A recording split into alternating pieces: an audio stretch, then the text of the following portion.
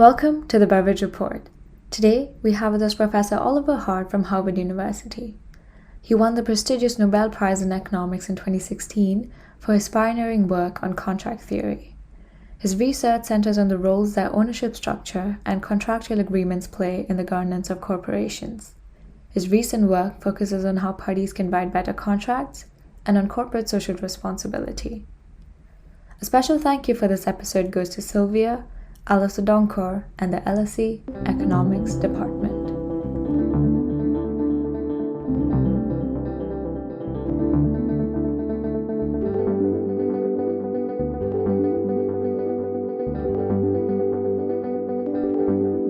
Thank you so much for joining us, Professor Oliver Hart. How are you doing today?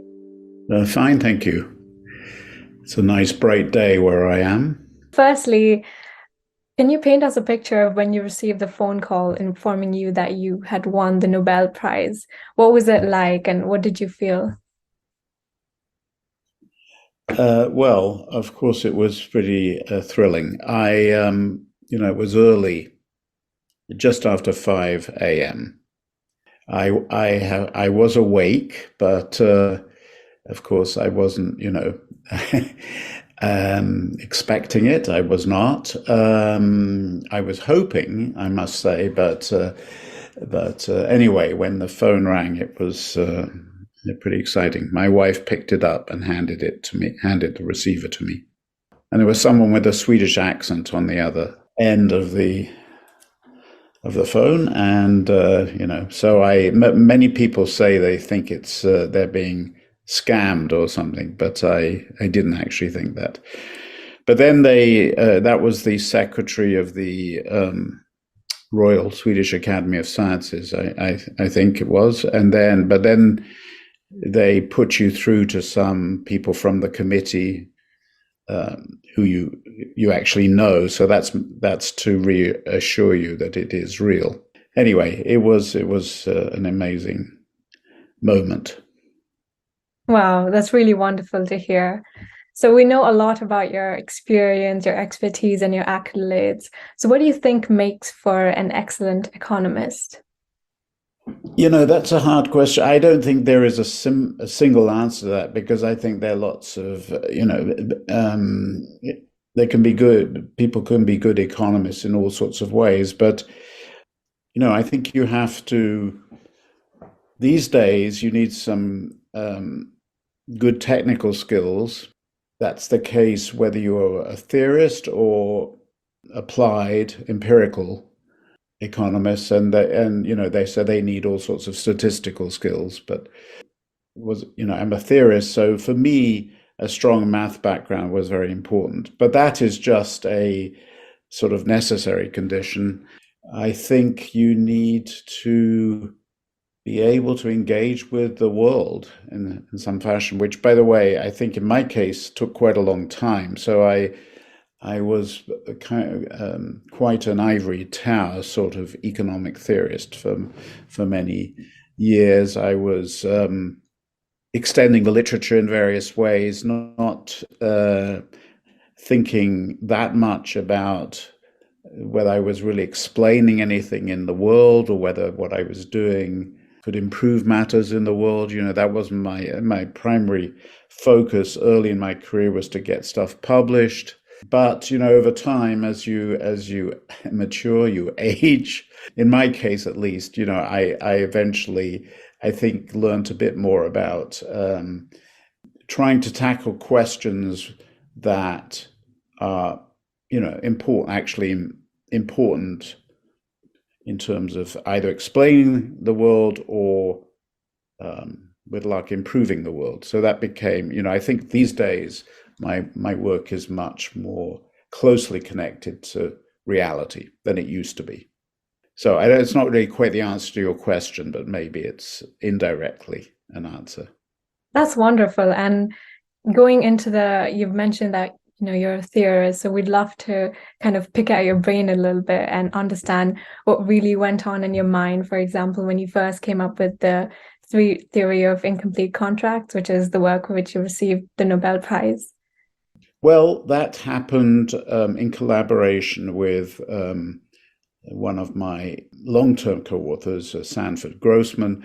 We were sitting in his office at the University of Chicago in 1983, summer of 1983, and I think we were sort of trying to decide what should we work on next. We didn't, because we'd had a series of things we'd worked on, but what was going to be the next thing, and we fixated on this long-standing question in economics, which is the boundaries of the firm. What determines why some transactions take place inside firms and some between independent firms. This is the question that Ronald Coase, of course, very much associated with LSE, he was really the first person to even raise the question, I think, at least in a serious way, in his 1937 article, which was conceived of when he was an undergraduate at LSE, as you may know. It was in, I think, his second or third year as an undergraduate, which seems astonishing. It took him a while to actually develop the idea. He went to the United States for a year, or at least part of a year. Anyway, a few years later, he actually completed the paper. Okay, so so he raised the question, then a number of other people worked on it, but Sandy and I thought, well, maybe this would be a good thing for two theorists to work on, because the people who had worked in it had not really been theorists of the kind we were, that is, mathematically well trained and so on. So we thought a new approach would be good, and that led us to incomplete contracts, because basically what we decided, and I think this was correct, is that the only time it really makes a difference whether I am making something inside my firm, so that is my employees are producing it, versus I've outsourced that operation to a separate firm and I have a contract with them. The only time those two situations are different is, it has to be because, let's go back to the case where I outsource it. The contract I write with the outsourcer is incomplete. It has something left out of it. If there was nothing left out, then in fact the two situations would be equivalent, because you would have a complete contract with an independent firm on the one hand if you were outsourced. If you do it inside the firm, you would have complete employment contracts with your employees. What do I mean by a complete contract?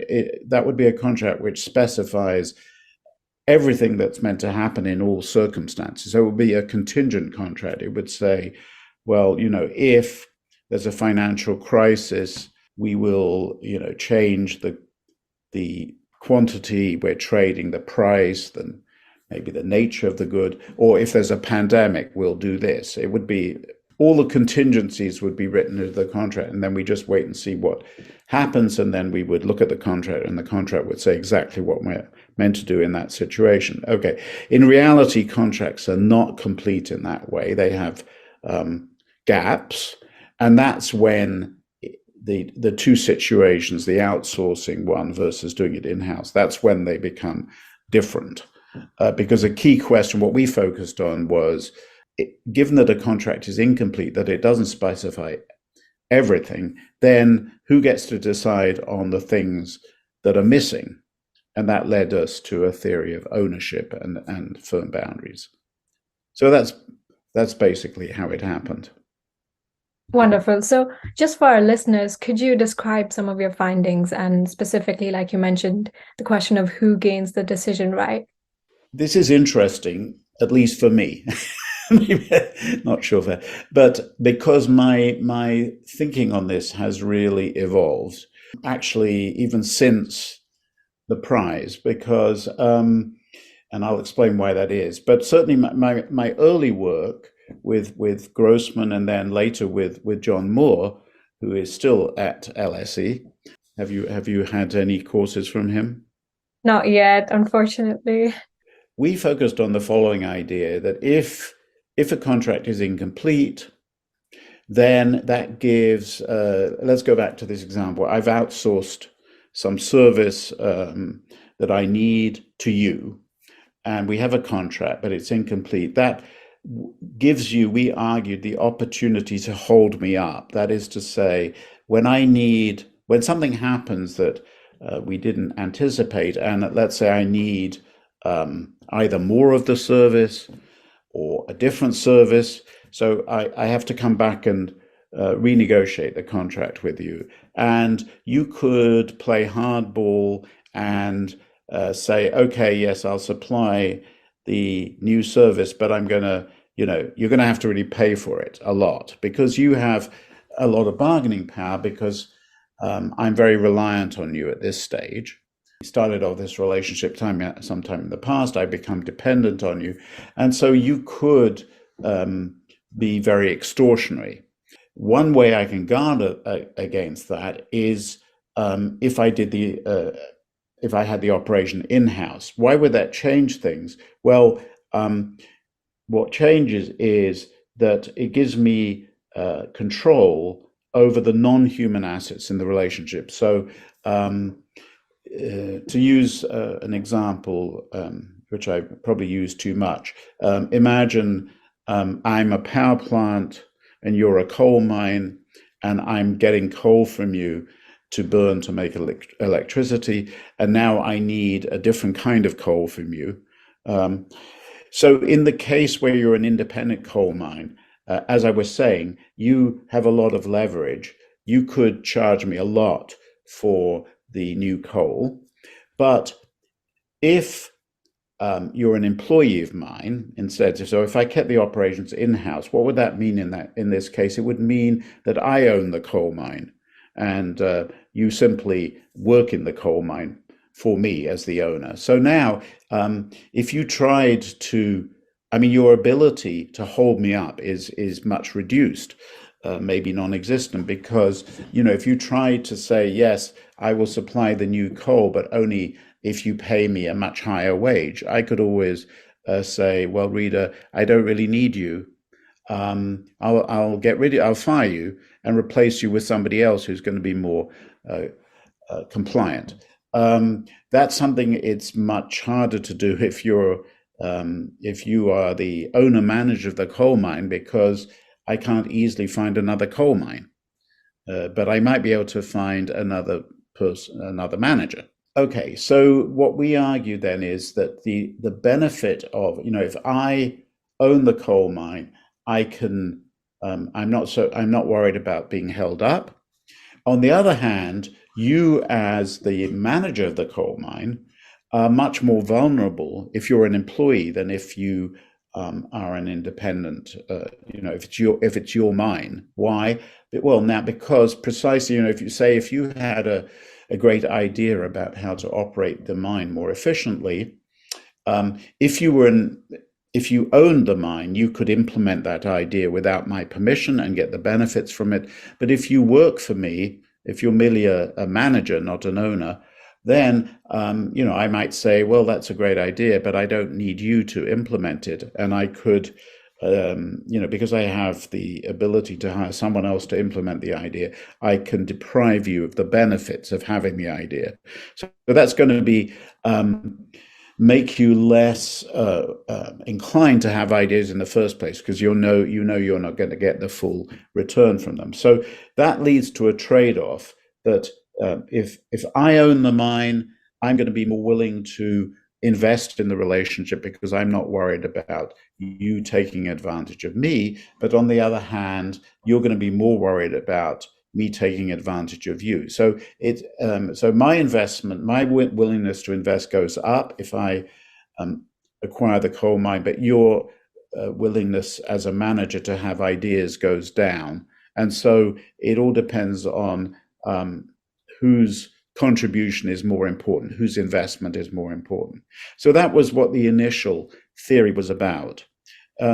However, so this is a very long answer to your question, but I can come to either now or later on as to why my thinking and how my thinking has evolved. I don't know. You decide.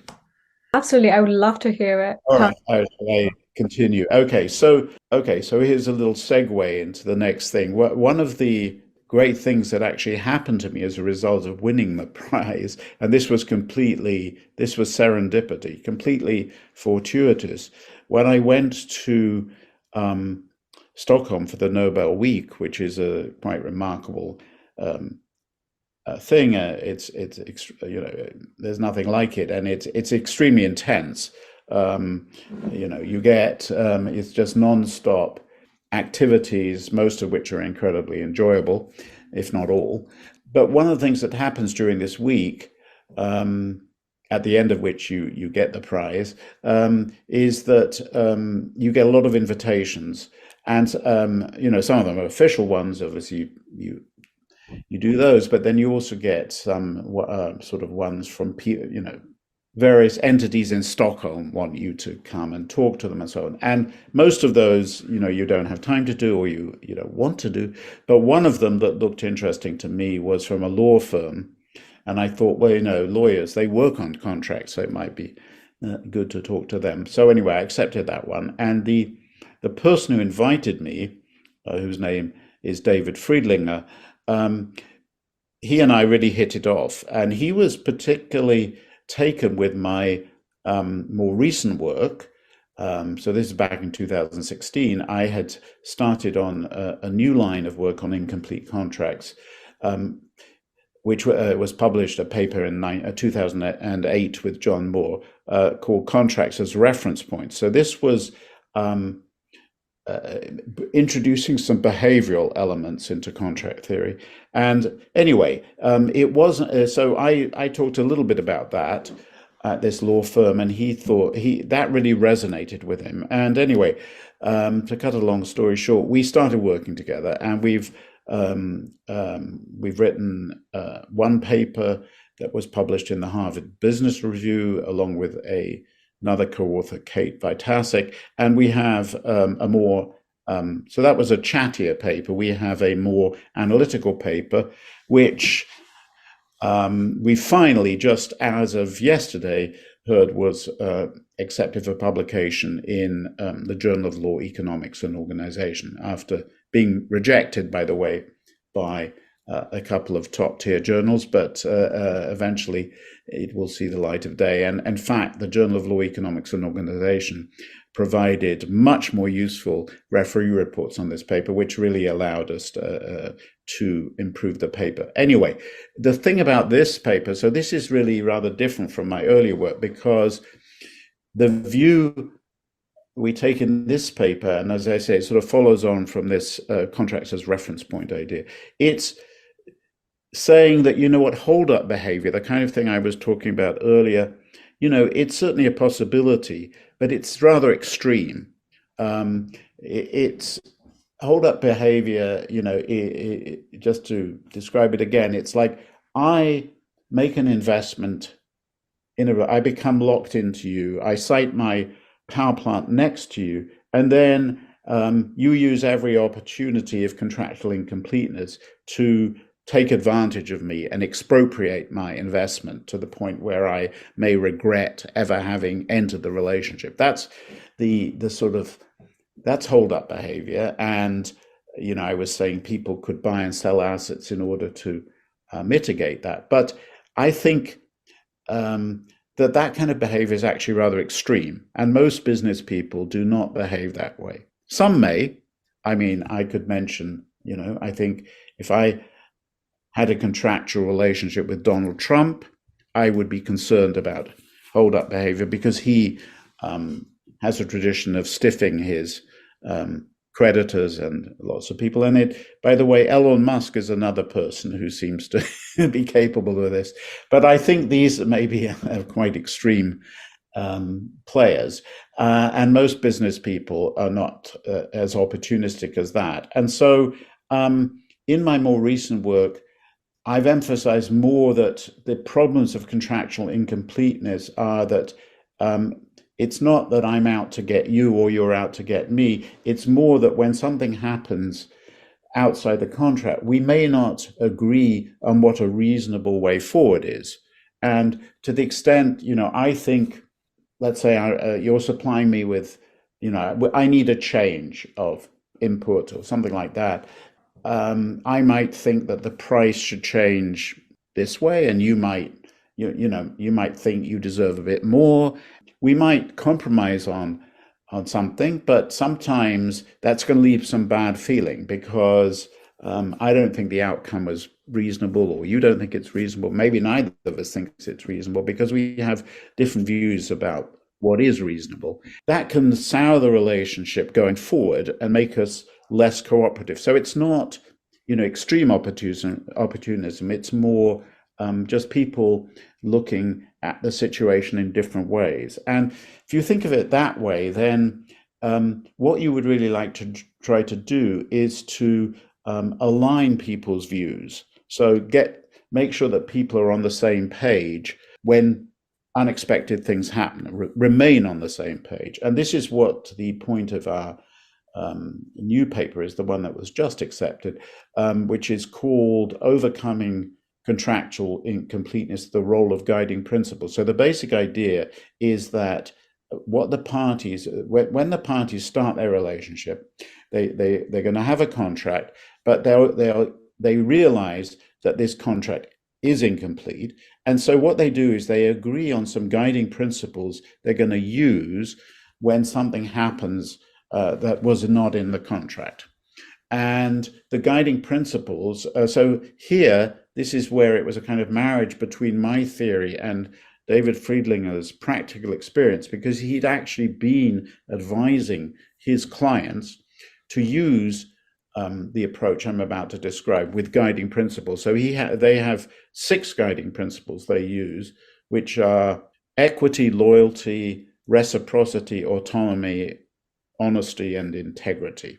So what our most recent paper shows, and you can find it on my website, it sort of provides a model for how this can work. So basically, the idea is that these guiding principles can help us to stay on the same page. So if I've agreed, for example, to be loyal, if we both agreed, then when something comes up unexpected, I've sort of agreed not just to look at what should happen from my point of view, but I've agreed to also look at it from your point of view. That's, I think, in a nutshell, what these guiding principles are about. That's something, by the way, people are going to be inclined to do in any relationship. They're not going to be completely selfish. But these guiding principles can sort of build on this sort of other-centeredness that we all have and amplify it to the point where we're going to, let's say, if there's a pandemic and we have to respond to this unprecedented situation, these guiding principles are going to help us to achieve an outcome that both of us think is reasonable, and therefore avoid bad feelings, as I was saying, that might sour the relationship. So that's what I'm working on now, and I think that is actually much closer to the truth than the hold-up behavior that I used to think was centrally important. Wonderful. And it's really interesting that you mentioned the guiding principles, because I think that makes contract theory encompass a lot more different industries and different areas. So this is more of an extreme question. Do you think that there is an industry which you believe that cannot or will not be able to implement contract theory, even with the guiding principles, as you mentioned? Not really, actually. I think in principle, the guiding principles can work in all situations. I don't think they're always going to be necessary or desirable, because the way this approach works is it's not just a matter of so when you write the contract, you agree to these guiding principles and they're part of the contract. They're actually written down and everything. But you don't just say we will be loyal, we will be equitable, etc. The parties have to discuss this at some length, what they mean by this. And they're also talking about what each is expecting to get out of the relationship and all sorts of things like that, which all of this is quite time consuming. So as we make clear in our work, it's not for everybody, because in some situations you don't need all this machinery. a standard contract is going to work fine because particularly if it's a sort of shorter term relationship, then the chance of unexpected things is quite low, and so you can just write a standard, let's call it a transactional contract.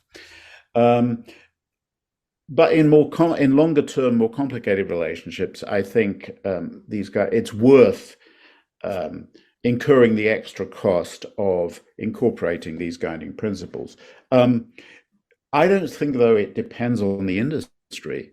It might depend on the kind of person, as I was saying, if you, for whatever reason, are dealing with somebody who you think it can be extremely opportunistic because that's just in their nature, then it may not, maybe you have to really worry about hold up and sort of use the older approach. But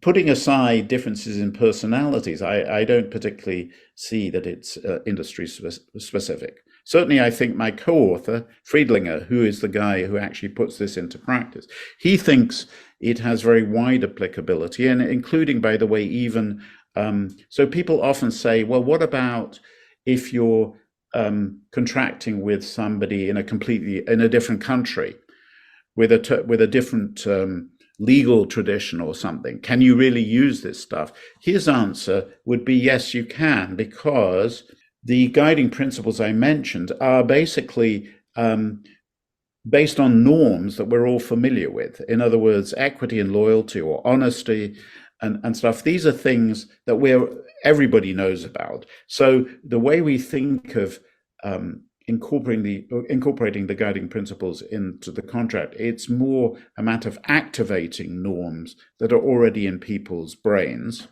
And that's true whether you're talking about somebody in the United States or the United Kingdom or France or India or China. It doesn't matter. The norms are kind of universal. So that's why he thinks it can be used in a lot of situations.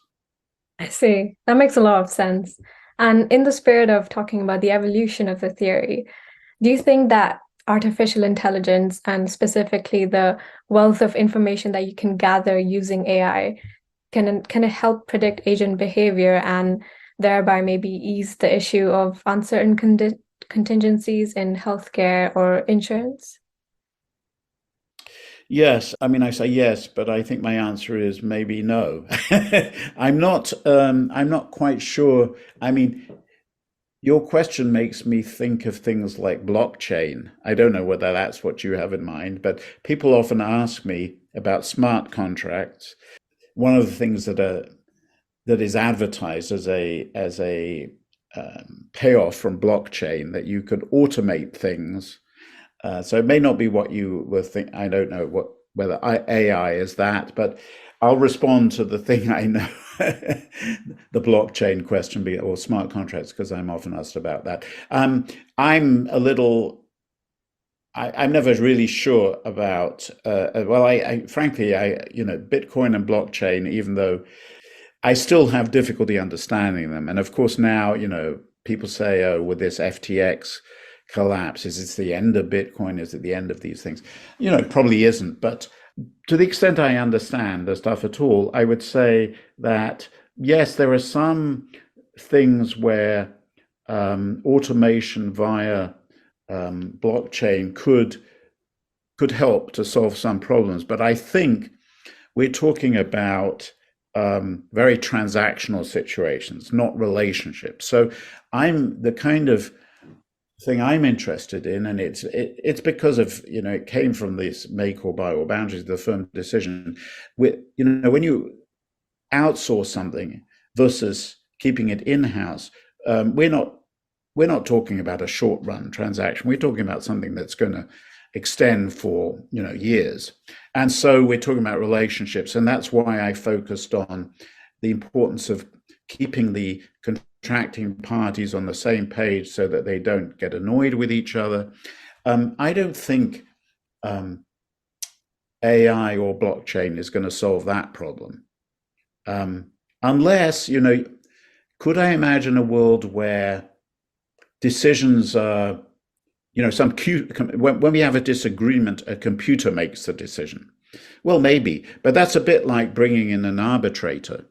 And, some people say, well, one of the benefits of arbitration is some outsider is making the decision, and then maybe I don't blame you for what happened. But I'm not sure arbitration is nearly as good as guiding principles because um, arbitration, I may still, and I think there's evidence on this, I may still, to the extent I feel that the decision was wrong, I'm still going to be angry. I may not be angry at you, but I'm going to be angry at somebody, and I may take it out on you because I can't take it out on the arbitrator. So I think it's much better if you and I can just, as they say, always arrange things so that the outcomes seem reasonable to both of us.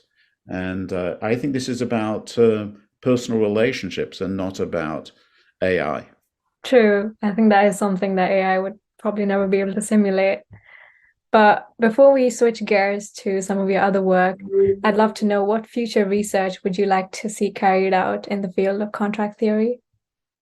I would like to see more people working on the stuff that I've just described, not because I think it's the only way forward, but I think it is at least an interesting way forward. And I think so. Let me divide up contract theory into two parts. So if you look at the work for which the prize was awarded in 2016, I was one of the lucky winners, but the other one was Bengt Holmström, a very good friend of mine, and he got it for work on principal agent theory.